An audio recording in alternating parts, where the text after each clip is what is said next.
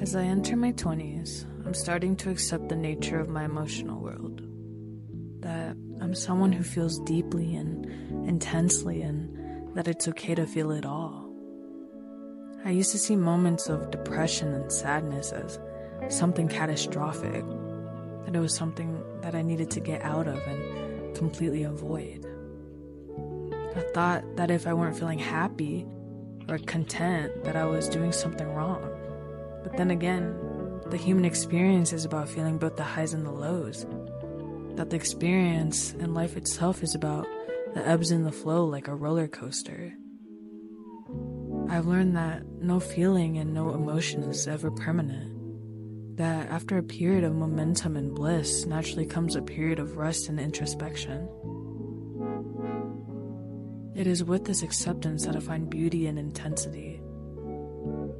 That feeling the depths of my shadow may also bring the feeling of such profound love for life.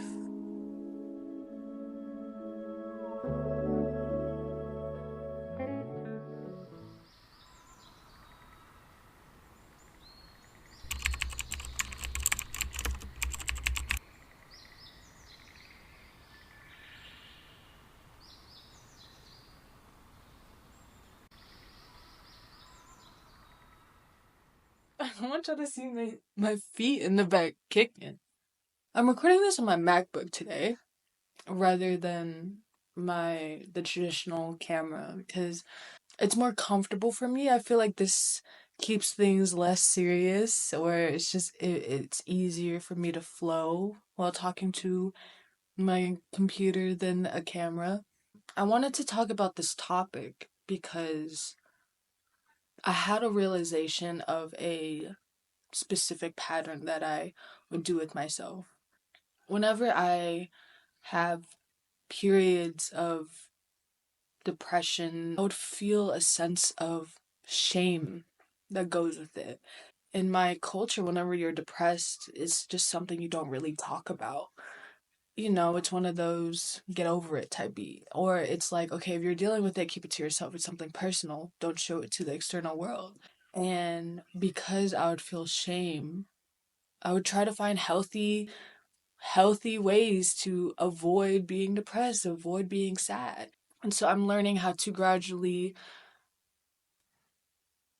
accept moments of low energy rather than trying to claw and climb my way out of it. To accept that life isn't always high moments. Life isn't always happy all of the time. Life isn't always contentment all of the time. That it's okay to feel despair and depression and sadness, or just it's okay to feel it. It's a feeling, it's an emotion. But when it comes to the ebbs and the flow, the reason why I love that description of life so much, the description that life and your emotions is the ebbs and the flow, is it gives me a sense of hope and optimism whenever I'm in the flow and also whenever I'm in the ebb, you know? Like when life is flowing and things are going good and things are going the way that I want it to go, and I'm feeling super grateful and I'm feeling super content with how life is.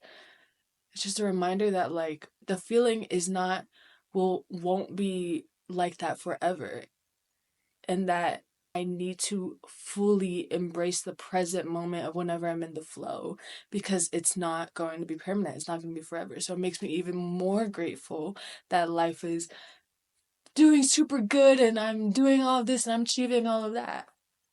And then when I'm in the ebb, I don't know about you, but whenever I'm feeling these intense emotions and they're low energied emotions, I feel it so intensely that it sweeps up my entire reality. I'm like, oh my God, my life is going to be like this forever. I'm going to feel like this forever. I'm never going to get out of here. That type of fixed mindset. And so whenever I hear the phrase and think about life being the ebbs and the flow, it just reminds me that it's only temporary. Whatever I'm feeling, this intensity that I'm feeling, the introspection, the self-reflection I'm going through, it's necessary. It's a necessary pattern of life. And that the ebb is as important as the flow. And because life is in a constant state of flow, and it's only temporary. And that gives me hope whenever I'm feeling my deepest and darkest level of despair, that there will be a light at the end of the tunnel. There will be light.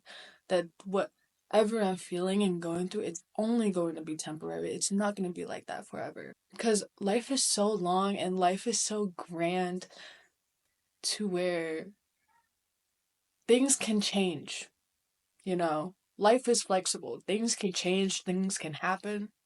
And so I love that phrase so much because hope and optimism.